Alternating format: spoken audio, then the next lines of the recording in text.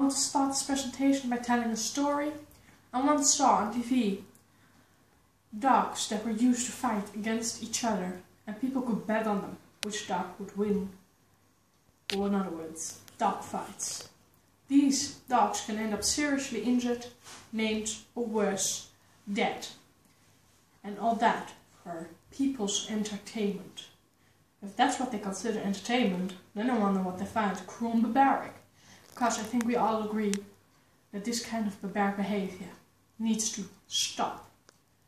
Good day everyone, I'm Charlotte. I'm the communication professional of testanimalfree.nl, or in other words, proefdiervrij.nl. What I'd like to do this day is I'd like to discuss the missions of our organization, our accomplishments, and different kind of methods in research that can be done without the use of animals and those finances of it. This presentation will take about 10 minutes as one handout, and please, if you have any questions, wait until the ending of the presentation.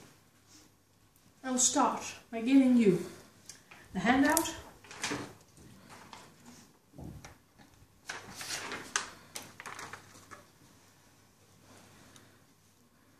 I want to thank you for listening, and I'd like to begin now.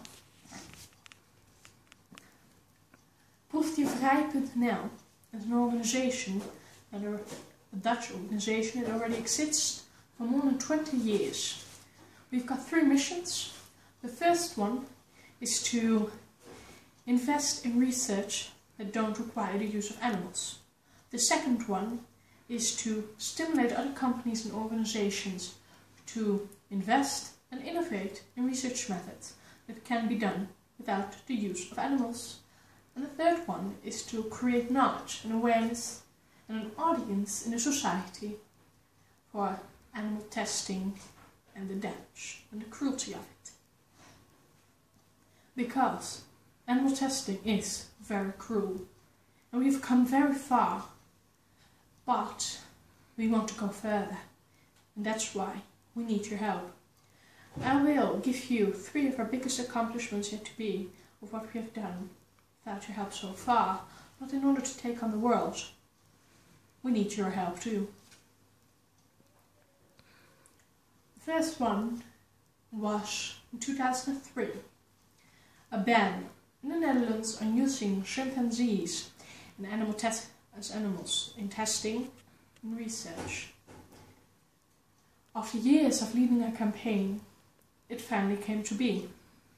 Why we did this in the Netherlands? Because the chimpanzees were not well taken care of, and government money were used to make the living conditions of the chimpanzees more bearing, were not used for the chimpanzees at all. No, it was wrongfully used. And wherefore it was used? In order to solve staff problems. How outrageous is that? So, that's why we started fighting for the chimpanzees. And we won. In 2007 came REACH, or in other words, registration, evaluation and authorization of chemicals. Because, like in cleaning products, there are a lot of chemicals that do damage and destroys our environment. And so, REACH came to be. In REACH, you see, you have to, as companies, say what chemicals you use and what they do. So, now we have control over the chemicals and we can limit the damage done to the environment. And in 2013 came our biggest accomplishment yet to be. A ban on using animal testing in cosmetic products in Europe. After 20 years of leading a campaign and bugging politicians in Europe in order to save those animals, to take a stand, and finally we won. It was a victory, but It was definitely a fight, but the fight was very much worthwhile. After that ban came to be, we celebrated. And we were not the only ones who celebrated. Let me show you a video of our beloved friends who also celebrated the ban in Europe in animal testing on cosmetic products.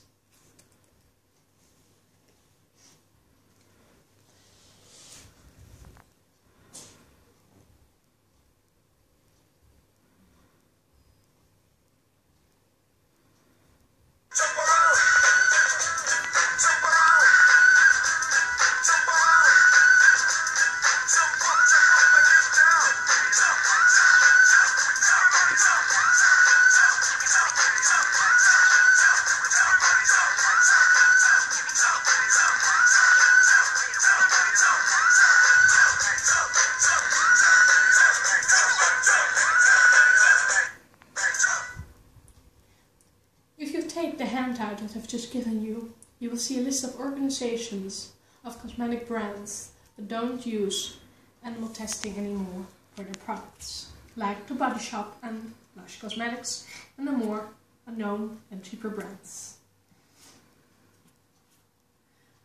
Because this is what we have accomplished without you, but in order to take the world, we need your help. We need you to take a stand with us.